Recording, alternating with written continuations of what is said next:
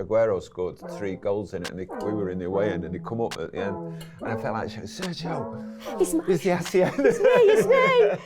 Now, this kit is one of my personal favourites. Being a City fan and a DJ, this is one shirt that is relatable to me on so many different levels. We're talking about the 2019 to 2020 Hacienda-inspired away kit. This was Puma's first season with City, so the kits had to be top tier, and it's safe to say they smashed it with this shirt. Aguero will try and make it 6. He does. And it's fired into the net. Early doors by KDB. Now, I know our Gary was a prime raver back in the day, so we need him to give us the footballing lowdown on that era. Time to see what he's got in that big brain of his. There's a very specific kit, it's actually my favourite one.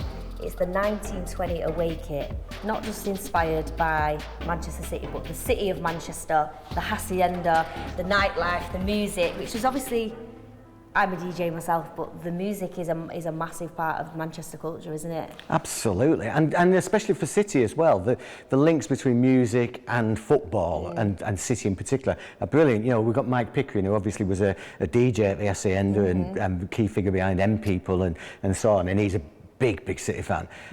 So that kit really sort of represents all of that life in Manchester, all that music. And there was a time when we'd stop winning trophies, right? But you'd go to City, you'd go to watch City at Main Road, or in the first few years at the City Manchester Stadium, and it'd be more about the life and the music and the yeah, exactly that. And there's a lot of pride in the fact that in the 90s, for example, Oasis, you know, whenever Oasis appeared on Top of the Pops or anything like that, there was always a City badge somewhere, either on Noel's guitar or hidden away.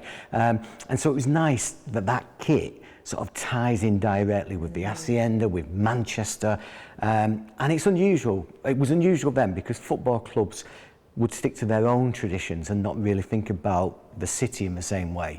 And so for City to do that kit, I thought was pretty special. And you know, the yellow and black sort of Hacienda sort of markings and all of that, the factory stuff, just added, you know, and people of my generation and younger who the Hacienda was such an iconic part of Manchester.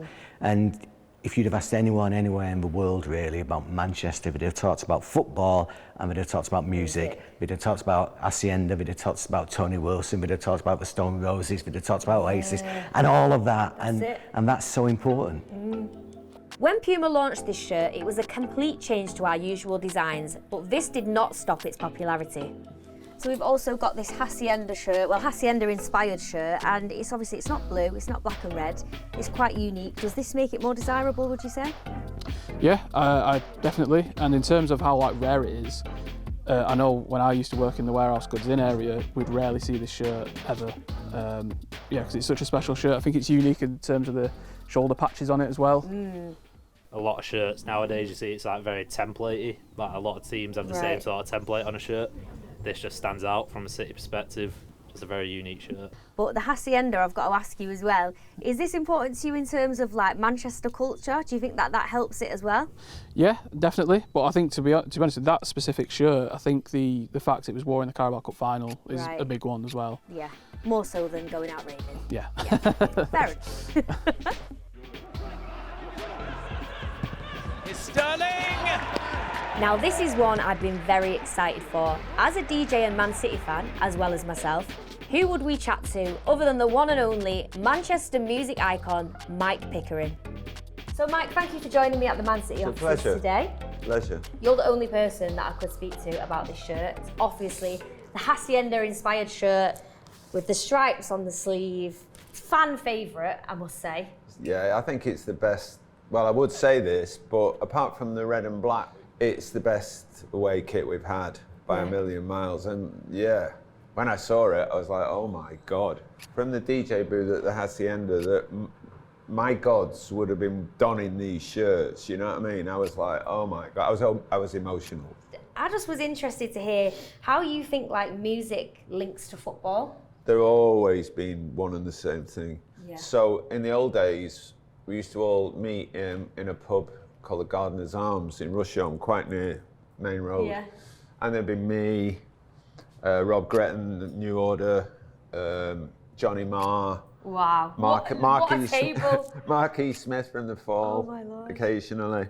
Nolan Liam, you know, so... Sorry, stop. This is one of those questions, like, if you could take 3 people to dinner and you just go into the match with them all. Well, we have a plethora of, like, famous, you know, not just music, there's actors. Yeah, Ricky Hatton. Ricky, you know, it's, yeah, because basically, I know if you're Mancunian, you kind of support City. Well, it's been amazing talking about those good old days, but I feel like we should go and have a little look at the kit. All right. Yeah, let's do it. So, Mike, this is the infamous shirt we've been talking about. Have you got any kind what a of... masterpiece. It's beautiful, it really is. Have you got any, like, memories of players wearing this shirt where you were like, incredible? First of all, the first time I saw it, there was an advert that City put up, and I know that Leroy Sané was stood at the front and he looked cool as. Really cool. But the first time they ran out in it, I was just straight away looking for David Silva. Yeah. How does Dave look in it? As we call him, and he looked great. Yeah. And Rodri, Rodri looks incredible in it. Rodri in the peach. There are certain kits that we've had where they look great, they're fantastic, but one or two of the players you're like, doesn't look that good on you, that one. Washes you out a bit. But this one, they all look great. I think they played at Villa Park. Aguero scored 3 goals in it, and we were in the away end, and he come up at the end, and I felt like, Sergio, it's the Hacienda. It's me. Our range of shirts over those seasons were the first that dealt with the culture of the city that they come from. That was really like the Puma research, tying the city together. It's tying the city to the club, I guess, in that sense. This kind of the yellow and black stripes in life is kind of like a warning, watch where you go in, mind your head, right? And I felt like that was so cool because it was like kind of watch out for City. That's the vibe it gave me. You will not pass. Yeah. Literally that. So when you walked in, it was a metal floor, an industrial floor, and the bollards, the around columns, the dance floor, and the columns, and so that's where that came from. So there was yellow and black girders, and red and black, which suited us as well, because that's another great colour, isn't it? Well, Mike, I think this is probably one of the best conversations I've had in maybe the past 5 years, so I'm really grateful for you. Well, I'm always happy to talk about the love of my life all day, you know. Music and football. Doesn't get any better than that. Yeah. Well, thank you very much. Thank you. I'll hopefully see you in the summertime. I'll be down at Hacienda Classical, raving at the front. And I'll speak to you again soon. I'll see you at the match with Oasis and Johnny Marion and all the rest of it. Speaking with City fan Amir, he's got some fond memories from this shirt and the season in particular. Amir, what are we saying? Good. You good? Yeah, all good. How are you? What's your first memory of coming to the Etihad? Because obviously I know we was at Main Road before. Yeah. Well, now you're a season ticket holder. That's not my first memory, no. No? Go on, talk to me. My teachers, they all knew that I was like sort of the only City fan. I had one teacher who was an Arsenal fan. Yeah. Really lovely guy, Mr. Crowley. He used to get like free tickets to the games and that. He knew that I was a City fan, so he'd give me it on the sly. And oh, bless him. Just really, so that was sort of my first experiences as a City fan. When my dad came to the country, so he moved from Pakistan, maybe when he was 20, like early 20s. He asked all his mates and everyone he knew like who they supported, and they all supported United. And he just wanted to be different. He goes, "Who are the City rivals? I just want to pick someone else." Picked City, got into it. Since then, it's been good winnings. So we've got a big up Mr. Crowley and we've got a big up your dad. Yeah, sure. For making the right decision. Well, I'm going to ask you about the 1920 away kit specifically. It's a big one for me because I love music. Yeah. But the Hacienda inspired stripes. Yeah. Did you ever own that kit? For me, like, I tend to buy the kits that are like sort of third kit, second kits. I really like sort of the bizarre ones. Colours. Almost just bought it as like a collection piece. And I feel like that's going to be one that is like goes down in history for sure. Yeah. I think obviously the Carabao Cup final comes to mind. Yeah. Wearing that away shirt. You got Phil Foden who gets the man of the match in that game. Yeah. Rodri's sort of new to the team at that point, and he gets the second goal, which we needed. Obviously, we win 2-1. Swinging towards the penalty spot and it's headed in by Rodrigo. That's 2 for Manchester City. Also in that team, you guys still had sort of the likes of David Silva, captain, my favourite player of all time, the greatest Premier League midfielder of all I time. think me and you, Amir, were one of the same. Yeah, David Silva's very he's much up there. The greatest for me. Yeah. Aguero as well, scores that first goal, assisted by Foden. So you kind of have this like really nice moment after the first goal where Foden assists Aguero, Aguero wheels off to celebrate with him, and it's almost like that passing of the baton. Rodrigo headed down, struck by Aguero. It's the opening goal of the Carabao Cup final, scored by Sergio Aguero. David Silva Yeah, that's a wheels nice over, moment in that and it's shirt. just, yeah, all three of them together kind of celebrating briefly, a really nice like still from that game. Foden, lad from the academy, wearing a shirt that kind of represents Manchester, winning a trophy as the best player, and then with also the old guard alongside him. Amir, it's been a pleasure. Yep. Thank you for coming and chatting to me today. In the cold, I know. nonetheless, but we got it done. Yep. And I hope to see you rocking the Hacienda kit at the next game. Always. The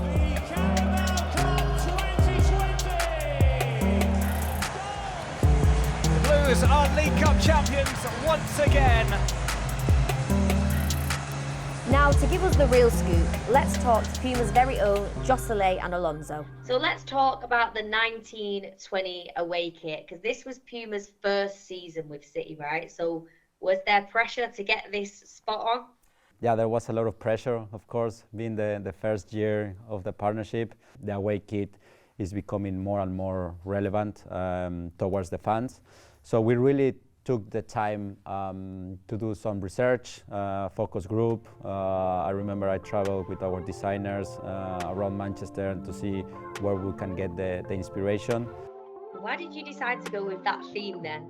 We are always trying to create jerseys that are cultural relevant, and we were doing the research and talking with different stakeholders inside of Manchester, but also outside. They told us about the Hacienda, so kind of that specific music scene that has been so relevant in the Manchester and Mancunian culture. I wish I could be there in one of these parties. It really represents the city of Manchester and not just the club, and it was so popular when it was released. Did you think it was going to be so well received? People always said, like, when you're launching a black kit, you can normally not really make it bad because it's like a really commercial color. But we never thought about the success that it will have and the impact and the way how people start talking about it. The most relevant features or designs was, of course, the black and yellow stripe here, which everyone's connect directly to that place. But of course, then the different colors that we use in the cut and the sleeves, having two sleeves colors. Also, for the Champions League and the Cup competitions, we create a special font with two colors. So those are small details. But people, everyone was talking about, you remember when we were in the place in that music scene. So everyone just like connect directly to that. And I think there is where you know that it's going to be a success when consumers and fans start just talking and remember about those moments. I think you know that you nail it. That is a rocket from Rodrigo. I think it's only right that I finish by asking you to give me a little exclusive of what's to come in the future. Can you give us a little insight? Definitely, you will see something that it will be related to music. It will be related to music, inspire a lot, focusing in fans, and a little bit of heritage. So maybe some kids from the past will also come into the mix. But I think we can. Year after year, the challenge is bigger because we need to raise the bar every time that we do something. So for us, definitely, for the next season, kids in 2024, you will see that.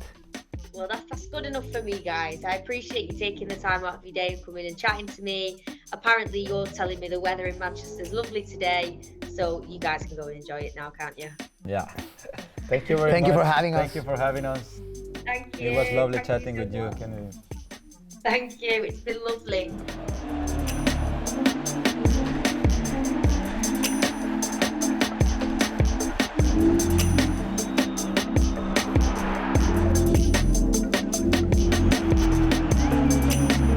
That was our 1920 away kit, and this has been Kitstory.